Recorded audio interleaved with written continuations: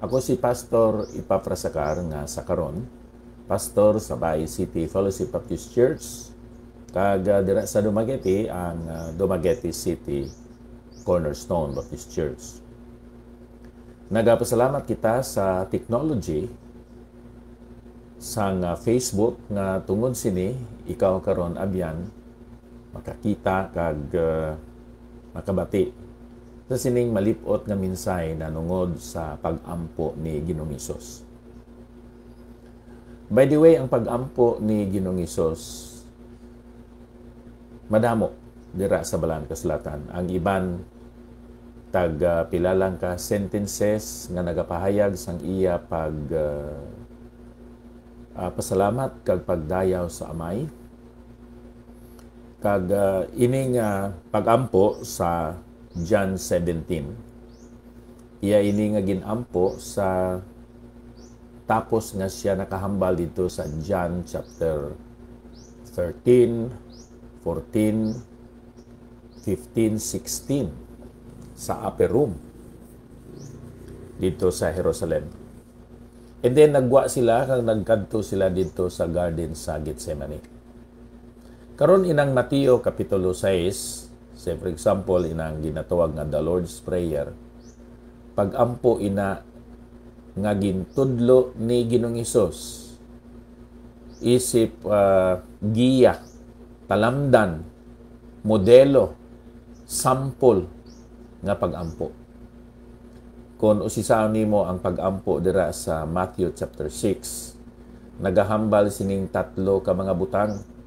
Una, ang pag-acknowledge sa relationship sa Diyos, sa isa kag isa, kag imo relasyon mismo sa imo kaugalingon. Ikadua, nag-accept, nagabaton sa ginatawag nga katungdanan.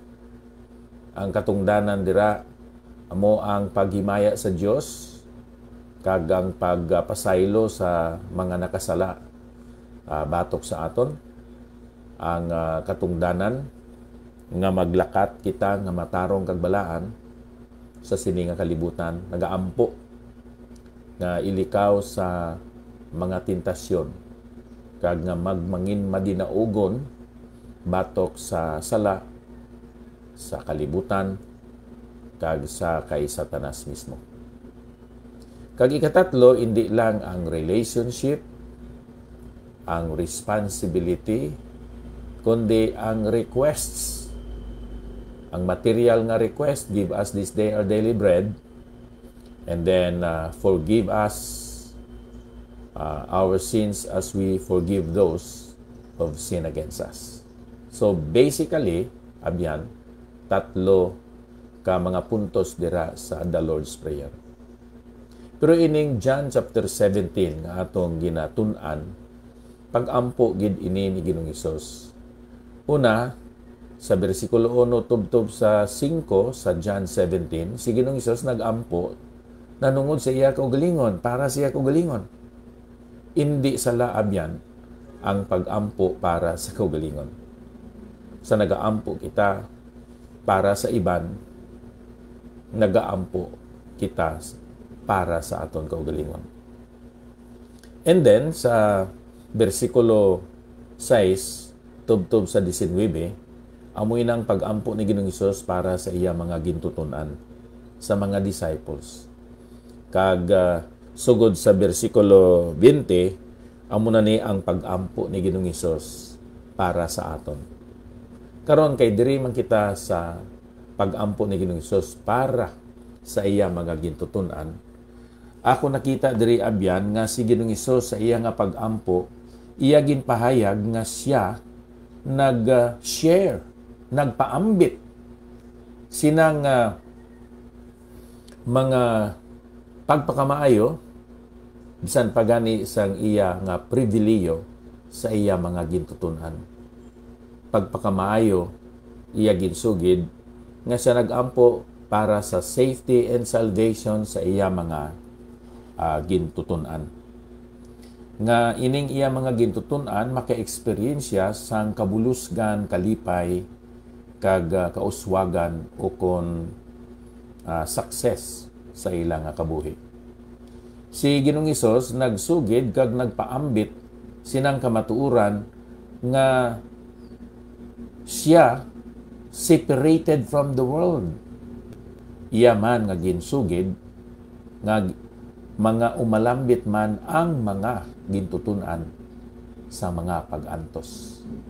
Kag isa sa mga kabangdanan sa pag-antos amo ini ginatawag hatred of the world sa John 17:14 and verse 16. Nahatag ko sa ila ang imupulong. So, ginpaambit ni Ginoong Hesus ang scriptures, ang word of God. Kag ang kalibutan nagdumot sa ila, bangod nga sila hindi iya sang kalibutan. So, they are separated from the world, which means they are not isolated, but they are and should be insulated. May insulation ang mga gintutunan agod nga hindi malatnan sang mga bisyo kag mga tinunto pagpakasala mapait ginatawag naton nga treacherous nga mga ambisyon sa kabuhi. They are insulated from the world. Kag amo man ina ikaw kag ako abyan subo nga mga tumuluo. So ato nakita diri nga gin-share ni Jesus ang iya pagkasiparado, ang separation kag gin-share man niya ang sufferings. Anong ginhambal ni Pablo diri sa Filipos Kapitulo 1 versikulo 29, kay sa inyo natugot ini nga tungod kay Kristo kamo hindi lamang magtuo sa iya kundi man mag-antos tungod sa iya. Suffering for Christ. Now basically may duha ka klase sang pag-antos. Ang pag-antos tungod sa sala, tungod sa sin o mga sins. For example, ang isa ka tao, nagatuo kita nga ang pagpahubog, isa ina ka klase sang pagpakasala. Ang hindi pagpugong sa mga appetites, physical appetites sang tao, sala sa tubangan sa Diyos.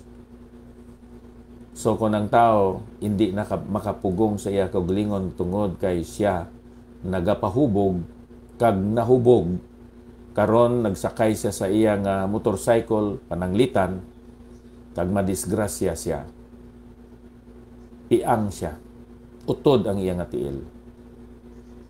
Karon nga nagantos siya. Nagantos siya tungod sa sala. Ang sala niya, pahubog. So, may isa ka tao nga nang hilabot sang manok sang iban. Ti karon kay nakita siya sang tag-iya. Gintirador siya kag naigo gid siya sa mata. Wala man mapatay. Nabulag siya. Nagaantos siya sa pagkabulag sa isa niya ka mata. Ano ina nga klase sang pag-antos? Tungod na sa sala.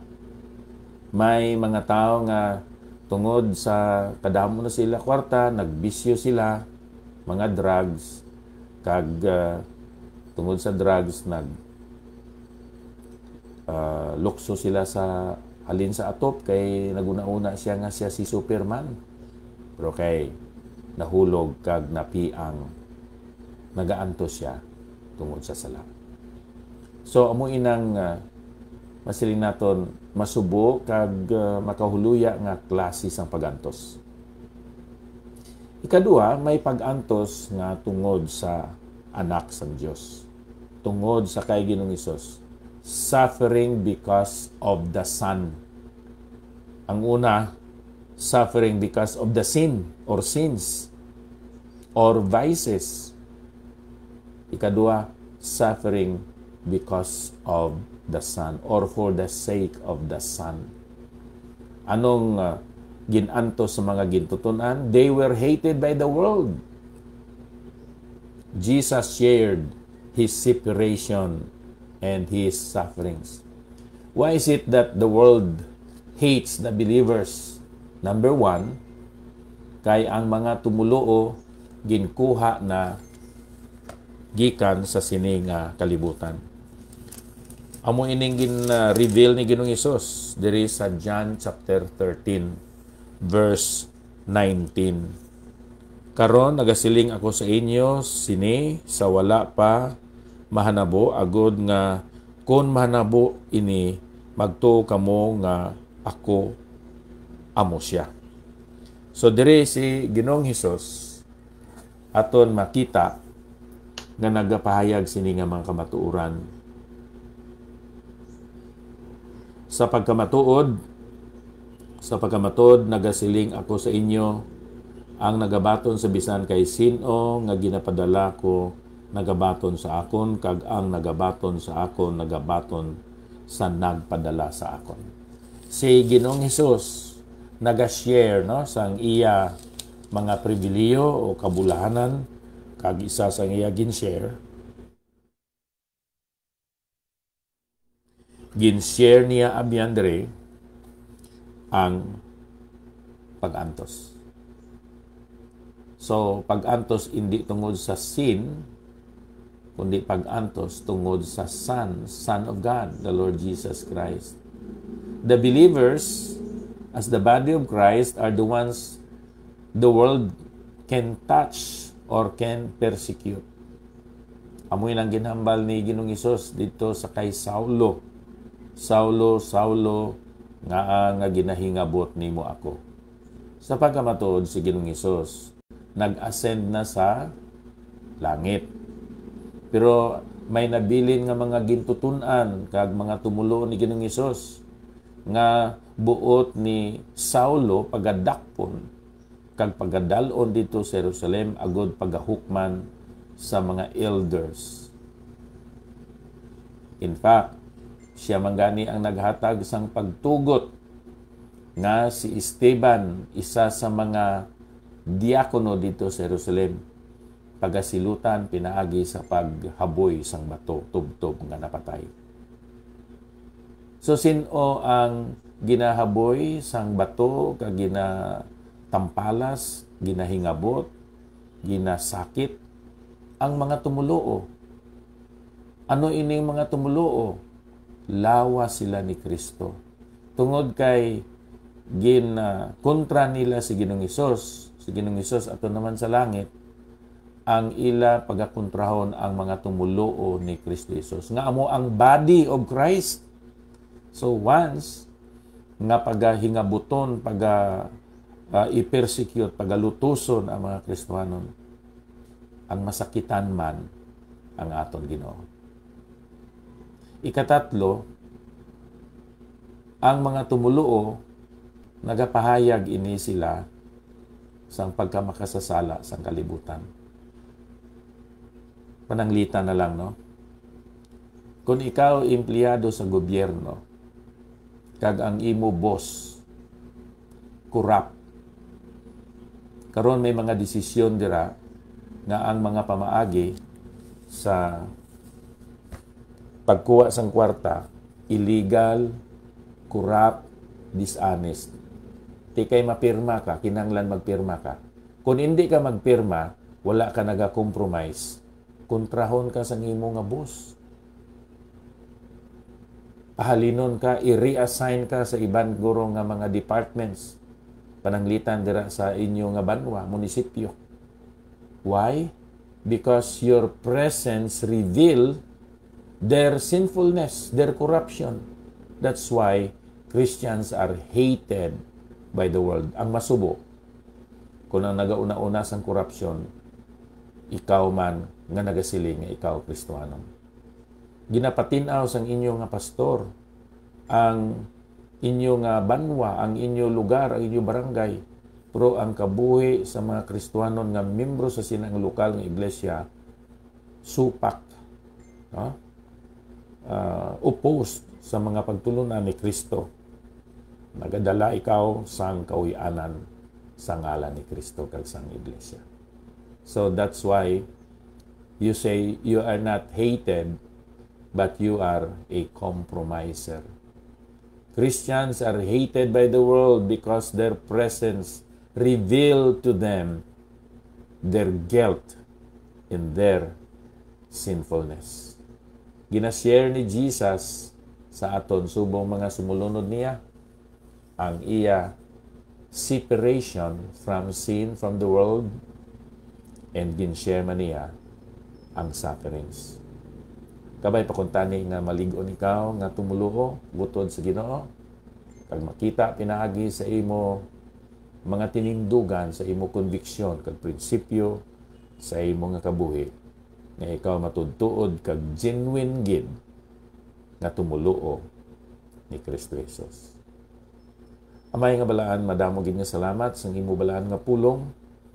Nagatudlo ini sa amon kung paano kami magkabuhi sa sining kalibutan nga napun-an sang pagpakasala, bisyo, kag pagsikway sa imo nga bugtong anak. Kabay pakuntani, hatagan nimo kami sang kalig-on kag tinindugan sa tunga sa sining mga tentasyon sa kalibutan. Sa ngalan ni Ginoong Hesus, among ini nga ginatugyan kag ginapasalamatan. Kabay pa. Abyan madamo gid nga salamat sa inyo nga tan-aw kag pagpamati sa sining aton nga segment karon diri sa Daily Light from God's Word radio broadcast. Halin pa diri sa Bae City Fellowship Baptist Church. Ako si Pastor Epafras Sacar, nagasiling, ang Dios magpakabayo sa aton nga tanan. Sa wala pa kita makabiya, nagapasalamat ako sa aton mga abyan, kayo si Jonesa, kay Titong Apol, Nervy Ging, Alico Garganyan, Nilin Chongson, Ma'am Priscilla Kalumpong, Raymond Cadalio Anfoni, Iñaki Anfoni Palomar, Ana Karenina, Elite Philip Sombito, Gina Zabala Gallardo Timtim, Rifa May, Viola Dimiar, Nimrad Utakan, Zaira Pidere, Loida Gomez Ulian, dira pa sa Singapore. Ako nagapasalamat sa inyo nga pagtanaw, pagpamati, kag maayo pagid kung inyo ma-share ini sa inyo nga Facebook wall. Ang Diyos magpakamayo sa aton nga tanan.